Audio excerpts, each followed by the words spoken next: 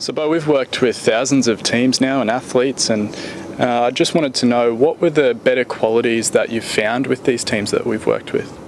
Well, it's a good question, and certainly one of the key qualities that stands out with the team sports that we work with now across both men and women's sport professionally and at Division 1, Division 2 college level in America has been the quality of their bench. When I talk about the quality of their bench, I'm really referring to the level of engagement that their bench has. And so in a lot of teams that becomes a major issue as to whether that team does go on to achieve what they set out to achieve at the beginning of the season, which is often to win championships. And so when I talk about bench engagement, what I'm really referring to here is the degree to which the players who, to a certain extent, know that they're potentially going to make up those bench spots, and they know that their opportunity to play may be due to perhaps a mishap of a fellow team member, but they do tend to understand what the pecking order is in the team. Some teams will have something which we call a depth chart, where it's really clear and very transparent as to where you sit in that order, and when you can base a depth chart on some very key statistical data and evidence, it does give people clarity on, as I mentioned before, where they sit in relation to everyone else on the team, but really importantly, how they can progress up that bench chart. And so one of the key things that we talk about is player engagement and obviously bench engagement. In fact, some of the teams that have gone on to be very successful, they've actually had as a specific goal to have the best bench in the competition. And so what we find is that when players who are on the field or on the court, whatever their respective sport is, when they look at their bench, they want to see engaged, they want to see energetic, and they want to see enthusiastic people who are giving them an enormous amount of support. Players tend to really look at that, and they really do value it. So bench player engagement is one of the most fundamental issues that we find within the successful teams. They tend to do it just that bit better than other teams that don't.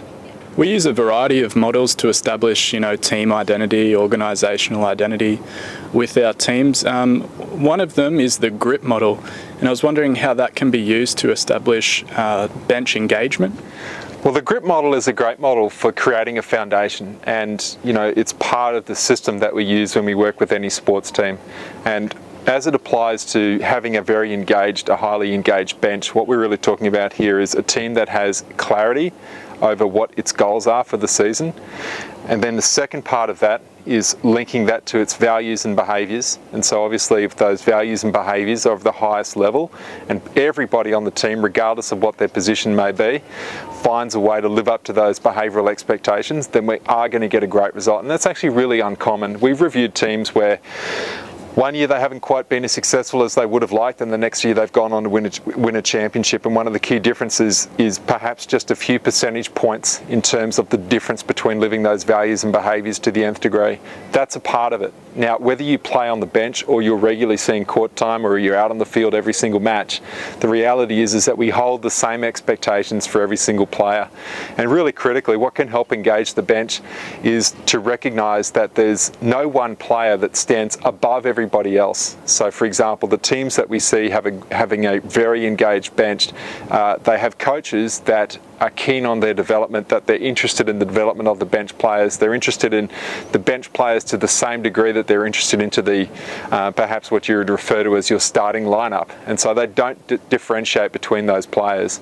The other really important part when we use the GRIP model is that we talk about roles. And the reality is, and particularly in college sport, that there is going to be a bench.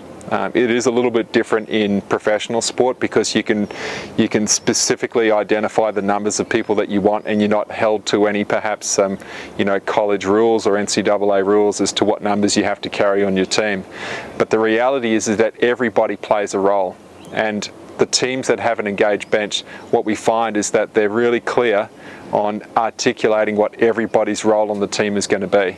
And they're also really clear on saying that, that they've already made the link that our team is going to be more successful if our bench is highly engaged, because ultimately they're providing not just some level of competition for those spots, but they're, as I mentioned before earlier, they're providing the support, the encouragement, the energy and the enthusiasm.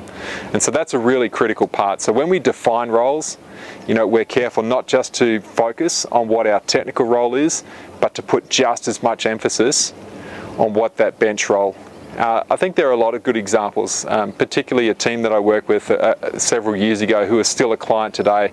When they won their championship, they had a player who was intermittently coming on and off the court in this respective sport, and this player was recognised as being the heart and soul of the team.